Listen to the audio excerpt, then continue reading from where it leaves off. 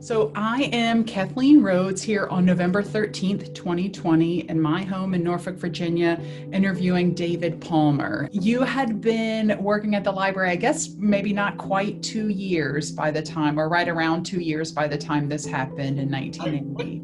So we had this tiny, tiny library and a small vestibule, and we had all these giveaways.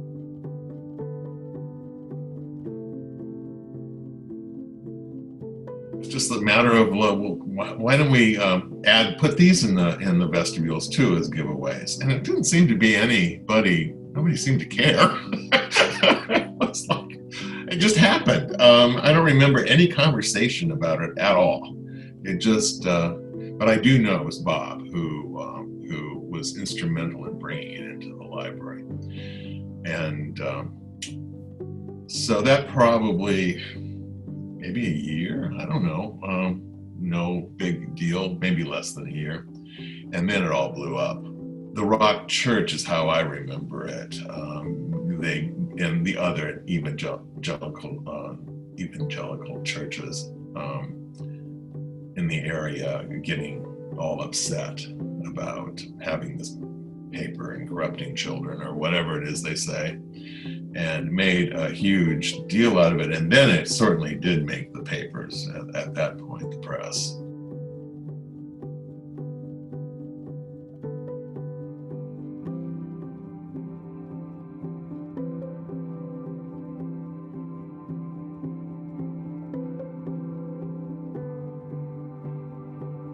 I think they went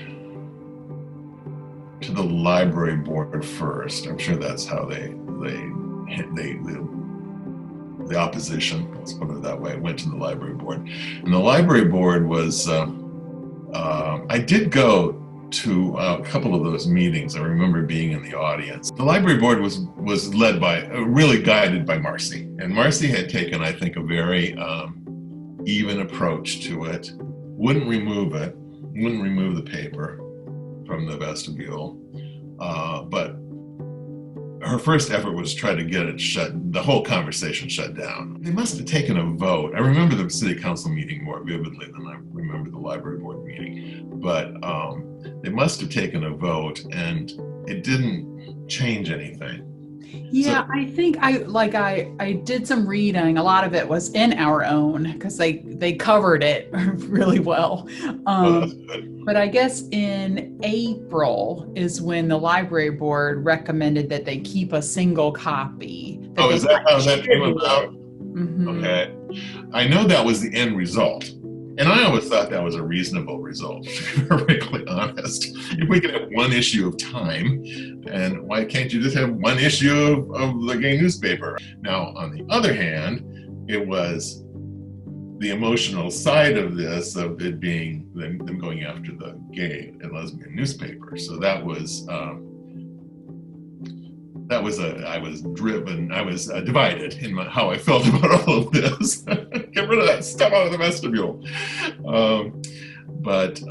So the library board, and I couldn't remember how that all came about. I know that was Marcy's position, was that we should just keep one copy, and that would be not giving in to the right. So March is when the city manager wanted it removed, or said for it to be removed. And then in June is when city council met and decided to let the library board's recommendations stand. To have the one copy. Right. And that meeting was at the Dome, and the churches bussed in people, and it was terrifying.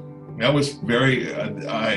When Neva asked me about this, I said, well, I do have a lot of vagueness, but I have one very vivid memory, and that is the city council meeting, because they packed the Dome. I put it in seat a couple thousand, I think, and it was full. It was frightening to watch, because it was so many people, and it was so vocal, and it was so directed at people like me. So it was a bad experience, but a wonderful outcome, to be honest, in my opinion, that the city council held up the library board.